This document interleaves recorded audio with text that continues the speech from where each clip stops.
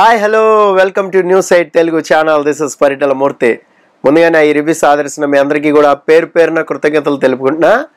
So చాలామంది సంజనాకి సపోర్టుగా ఉన్నారు. 75% నుంచి 85% వరకు సంజనాకే supporting. So because of demon Pavan Rithu game వల్ల ఆవిడ అన్న మాటలు తప్పుగా అనిపించాల. అయితే సంజన చేసిన తప్పేంటి మనం చాలా క్లియర్గా మాట్లాడుకుందాం. అలాగే సండే ఎపిసోడ్ రివ్యూ కూడా చెప్పుకుందాం.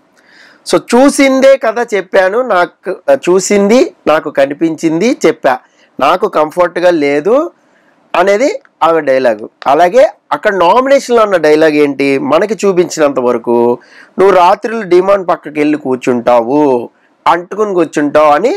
మేబీ నా లాంగ్వేజ్ తప్పు అవుతుందేమో అని చెప్పి నేను దివ్య దగ్గరికి వెళ్ళి గెస్చర్ చేసి కూడా చూపించాను సార్ అంది.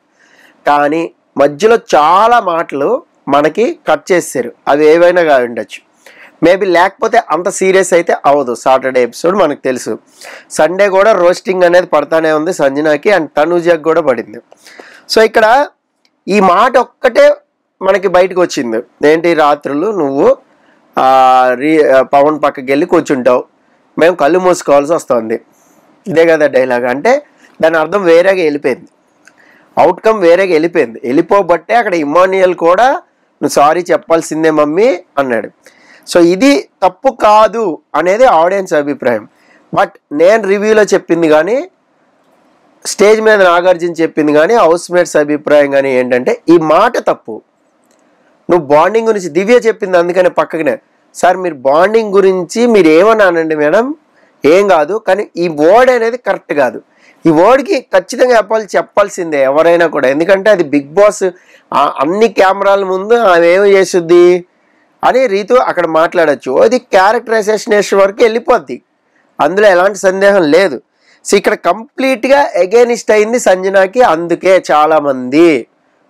అయితే ఇక్కడ డిమోన్ పవన్ని రీతుని వెనకేసుకు రావట్లేదు కాబట్టి, వాళ్ళకి మీద ఎప్పటి నుంచో జనాలకి చాలా చిరాగ్గా ఉంది కాబట్టి చాలా విషయాల్లో సంజనాకి సపోర్ట్ చేశారు.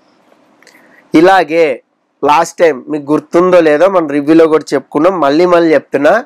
రమ్య వచ్చింది, ఆయిష వచ్చింది, తర్వాత మాదిరి మీదకెళ్ళి అరిచి చెప్పింది ఇది మీరంతా బాబోయ్ మేము చూడలేకపోతున్నాం, రాత్రి పగలు ఇది నీ గేమే ఇంత అని చెప్పింది. బట్ సంజన కూడా చెప్పింది. దీనికి యాక్చువల్గా దీనికి బీజం కూడా పడింది ఎక్కడ అంటే, రీతు మీద ఏం కంప్లైంట్ ఇవ్వాలి అని అనుకున్నప్పుడు, రీతుకి ఎగైనిస్ట్గా వెళ్ళాలి అనుకున్నప్పుడు ఖచ్చితంగా ఇదే పాయింట్ ఉంటుంది. ఎవరి దగ్గరైనా ఇదే మెయిన్ అస్త్రం ఉంటుంది. అక్కడ ఇంకొకటి కూడా చెప్తా మీకు. కళ్యాణ్, రీతు, పవన్ వీళ్ళ ఆర్గ్యుమెంట్ జరిగిన తర్వాత వీళ్ళ ఆర్గ్యుమెంట్ చూసి వీళ్ళ ఆర్గ్యుమెంట్లో పాయింట్ కూడా తీసుకుని వచ్చింది సంజన. ఆ సంజన తెచ్చిన పాయింట్లో కూడా అక్కడ వ్యాలిడిటీ ఉంది పాయింట్లో అంటున్నాను నేను. బట్ మాట వేరేగా వచ్చేసరికి పాపం పాయింట్ పక్కన పడేశారు అందరూ కూడా. ఈ మాట మీదకి వెళ్ళిపోయి వీకెండ్ అంతా ఇదే నడిచి సంజనాకి డోర్స్ ఓపెన్ వెళ్ళిపో ఇక్కడ వరకు వెళ్ళిపోయింది. అక్కడ పవన్ డిమోన్ చాలా అంటే చాలా సూప్లో పడిపోయాడు, కుర్తులే పడ్డ ఎలకలాగా అయిపోయింది పరిస్థితి. మాత్రం సమర్థించుకోలేని వర్డ్స్. ఇప్పుడు నామినేషన్స్లో కూడా బాటిల్ నెత్తి మీద కొట్టి నామినేట్ చేయాలి, ఇందులో కూడా పవన్ తడబడ్డాడు. ఇమాన్యుయల్ లాజికల్గా మాట్లాడుతుంటే అక్కడ అసలు ఎలా కూడా డిఫెన్స్ చేసుకోలేకపోతున్నాడు. అక్కడ రీతు తలబట్టుకుంటా ఉంది. ప్రోమోలు అందరూ చూసే ఉంటారు, ఈ పాటికి ప్రోమో వచ్చింది కూడా. అయితే ఇక్కడ ఫస్ట్ నుంచి కూడా సంజన ఓపెన్గా ఎందుకు చెప్పలేదు కొంతమంది అడిగిన క్వశ్చన్. అక్కడికక్కడే ఆన్ స్పాట్ చెప్తే తప్పు ఉండదు కదా, ఆన్ స్పాట్ నేను అర్ధరాత్రి ఎలా చెప్తాను అంది. బట్ అర్ధరాత్రి చెప్పలా, తర్వాత అయినా పవన్ డిమోన్కి చెప్పాలిగా. సో పవన్ డిమోన్కి రీతు మీద చెప్తే కంప్లైంటింగ్ ఉంటుంది. పవన్ డిమోన్ ఆగడు, రీతుకి వెంటనే చెప్పేస్తాడు. రీతు ఆగదు, వెంటనే సంజనాకి తనూజకి చెప్పేస్తాడు. తనూజ వెంటనే Emmanuel to bounce back to Sanjana. అక్కడ పని ఏమి ఉండదు కదా, ఇదే కదా మాట్లాడుకోవడమే కదా. ఎవరితో ఏ డైలాగ్ మాట్లాడినా అది వెళ్ళిపోతుంది. అంతెందుకు, రీతుని తీసేస్తానని ఇమాన్యుయల్ చెప్పాడని తనూజ రీతుకి చెప్పేసింది. అందుకనే కదా కట్టప్ ఇచ్చింది రీతు, వెన్నుపోటు పొడుస్తున్నాం ఇమాన్యుయల్ అని. ఇది కూడా చాలా బాగుంటుంది నామినేషన్లో, మనం మాడుకుందాం పాయింట్ టు పాయింట్. అయితే ఇక్కడ ఫస్ట్ నుంచి ఓపెన్గా ఎందుకు చెప్పలేదు అంటే, రీతు సాక్రిఫైస్ చేసింది, డామినేట్ చేసింది సంజనాని చాలా వారాలు. జుట్టు ఇవ్వడం అనేది చిన్న విషయం కాదని ఇమ్మాన్యుయల్తో చాలాసార్లు కాఫీదే ఉందిరా మధ్యలో వదిలేసిన బిగ్ బాస్ ఇస్తున్నాడు అప్పుడప్పుడు తాగుతానే ఉందిగా అనే పాయింట్లో ఉంది. బర్నీ లాకెట్ది పెద్ద సమస్య కదా, ఆయన బయటికి వెళ్ళిండు మళ్ళీ వచ్చిండు కదా, అది పెద్ద విషయమే కాదు. నీ క్యాప్టెన్సీ అంటావా, మళ్ళీ నువ్వు క్యాప్టెన్ అయ్యావు కాబట్టి ప్రాబ్లం లేదు, నీకు ఇమ్యూనిటీనే కదా, ఆ వారం ఇమ్యూనిటీ దక్కింది కదా, నిన్ను ఎవరు నామినేట్ చేయలేదు కదా. బట్ ఒకే ఒక్క సాక్రిఫైస్ అనేది హై రేంజ్లో ఉండే రీతుది, అందుకనే ఎగెన్స్ట్ పోలే. ఈ విషయం కూడా చెప్పింది సంజన. నేను ఇన్ని వారాలు ఎందుకు చెప్పలేదంటే నీకు విరుద్ధంగా పోదలుచుకోలే, బట్ నువ్వు నన్ను తీసేసావు అందుకని చెప్పి నాకు ఇదైంది. అంటే తనూజ చెప్పింది ఇప్పుడు సండే ఎపిసోడ్లో పర్ఫెక్ట్ అనమాట. తన జోలికి ఎవరైనా వస్తే రివెంజ్, పగ, పాము పగ నాది అంది. మీకు గుర్తుందా స్టార్టింగ్ వీక్లో, అమ్మ నేను పగబట్టానంటే మామూలుగా ఉండదు నాగిని అంది. సో అందరికి గుర్తుండే ఉంటుంది, సంజన క్యారెక్టరే అంత. మనకి ఎవరైనా వచ్చారు ఎగెనిస్ట్గా అంటే పగ తీర్చుకుని ఉంటుంది అనమాట. సో అప్పుడు అందుకని చెప్పలేదు, ఇప్పుడు కంఫర్ట్ లేదు అని చెప్పేసింది. నాకు సార్ మధ్యలో రోస్ట్ వేస్తాను అన్నాడు, నాకు మాత్రం కంఫర్ట్గానే ఉంటుంది. ఏమి సంజన నీకు కంఫర్ట్ లేదా అంటే, నాకు అసలు ఆ డైలాగ్ చాలా చిరాగ్గా అనిపించింది. మీకు ఎలా అనిపించిందో కానీ కామెంట్ బాక్స్లో మస్ట్గా కామెంట్ చేయండి. మీ కంటికి కంఫర్ట్ ఏంటి నాగార్జున గారు, నాకు అర్థం కాదు. ఎట్లున్నా మీకు కంఫర్టేనా? అది చాలా తప్పు. మరి మీకు అలా ఉంటే ఇష్టమా అనేది ఆడియన్స్ అందరికీ తెలుసు. ఆయనే ఫస్ట్ ఒక ట్రాక్ అనేది మొదలెడతాడు, ఏంటి నీకు మౌనాలకి అంటాడు ఎవరిని, అభిజిత్ని. ఏ అంది కదా, ఏ అంటే అభిజిత్ నువ్వే కదా అని ఫస్ట్ మొదలెట్టాడు. ఆ తర్వాత ఎందుకు ఆడినన్నావు అసలు అమ్మాయితో కలిసి, వాట్ ఈజ్ యువర్ ప్రాబ్లం, మోకాల మీద కూర్చుని సారీ చెప్పే వరకు చంపుతాడు.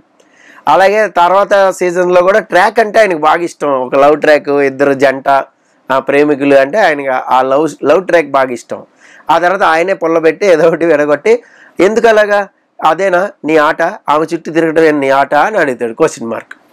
సో ఇలాగే ఉంటుంది. సో మీకు కూడా అలాగే అనిపించుంటే మస్ట్గా కామెంట్ చేయండి. నాకైతే చాలా చిరాకేస్తుంది ఆ డైలాగ్కి. ఇక సంజన తప్పేంటంటే అందరూ ఒక్కళ్ళు చెప్తే క్యూ కడతారబ్బా. ట్రీలోంచి సంజనాని తీసేసి చాలా ఫోటోలు డస్ట్బిన్లు వేసాక మళ్ళా ఫోటోయే లేదని తనూజ డస్ట్బిన్లోంచి తీసి మరీ డస్ట్బిన్లు వేసింది. అంటే ఒకళ్ళు క్యూ కడితే అందరు అదే రీజనా. లాస్ట్ టైం కూడా గుర్తుందా, క్యాప్టెన్సీ కంటెండర్లోంచి తనూజని తీసేశారు, బ్యాక్ టు బ్యాక్ ఇమ్యూనిటీ ఎందుకు అక్కర్లేదు కదా అంటే అందరూ అదే రీజన్. సుమన్ కూడా అదే రీజన్ చెప్పి తీసేసాడు. నువ్వు కూడా నా సుమన్ అంది తనూజ. ఈ డిఫెన్స్ చేసుకోవడానికి ఏం ఉండదు.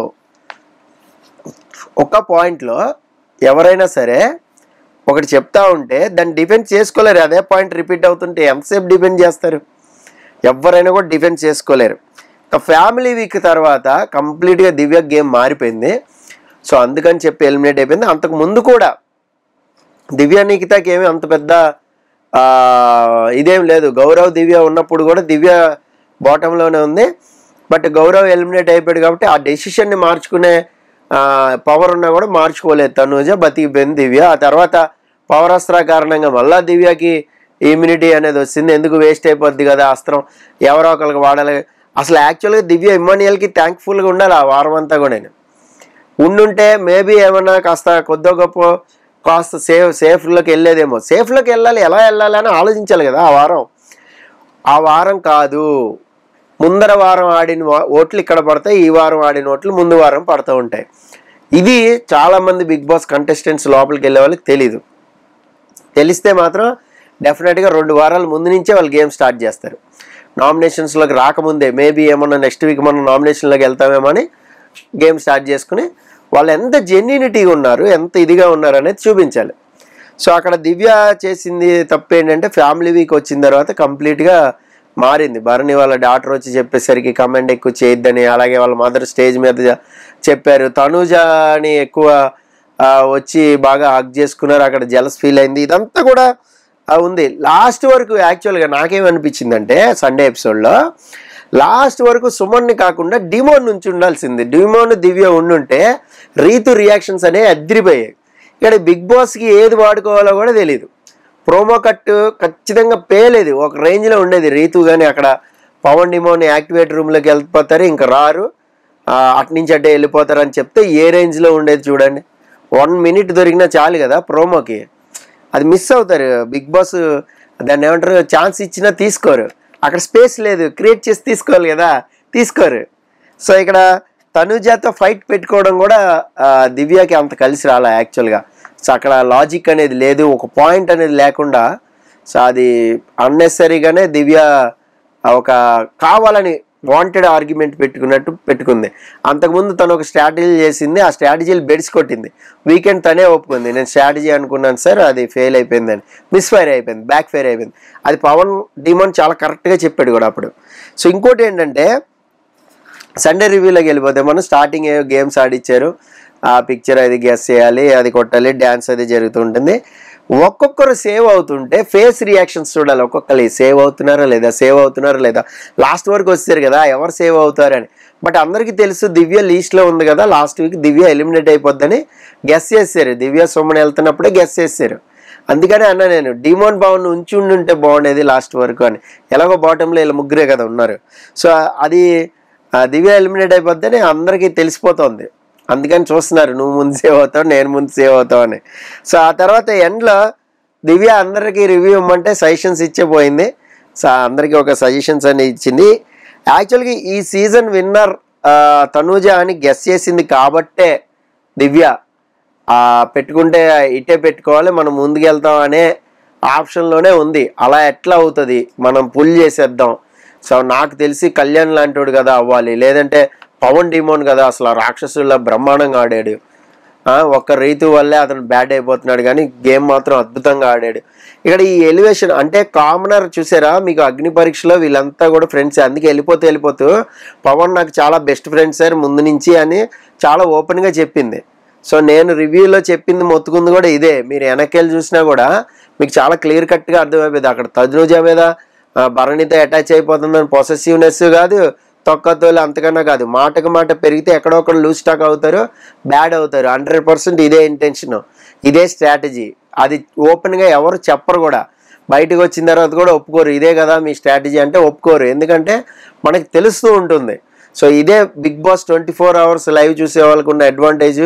అలాగే బిగ్ బాస్ ఎనలైజ్ చేసే వాళ్ళకు ఉన్న అడ్వాంటేజ్ ఏంటంటే మీరు ఎలా గేమ్ ఆడుతున్నారు, ఏ ఉద్దేశంతో ఆడుతున్నారు, ఏ ఇంటెన్షన్తో ఆడుతున్నారు, మీ మాటలను బట్టి తెలుస్తుంది, మీరు అనే డైలాగులను బట్టి తెలుస్తుంది. సో అందుకనే అక్కడ తనూజ మీద అగ్గి మీద గుగ్గిలం అయ్యి అదని పెట్టుకుంది, వార్ అనేది పెట్టుకుంది. ఇప్పుడు గత 3 వారాలుగా చూస్తే పవన్కి వచ్చిన elevation 1 by 1 step by step అలా పవన్ ఎక్కాడు కాబట్టి తనూజతో ఈక్వల్గా ఆల్మోస్ట్ విన్నర్కి పోటీ పడిపోతున్నారు. విన్నర్ అయినా ఆశ్చర్యం లేదు. ఇక్కడ ఎవరు విన్నర్ అయినా మనకు వచ్చింది ఏం లేదు. మనం నెక్స్ట్ సీజన్ 10కి కూడా ఇదే అనాలిసిస్ చేసుకుంటాం. 8లో విన్నర్ నిఖిల్ అయినా మనకు వచ్చింది లేదు.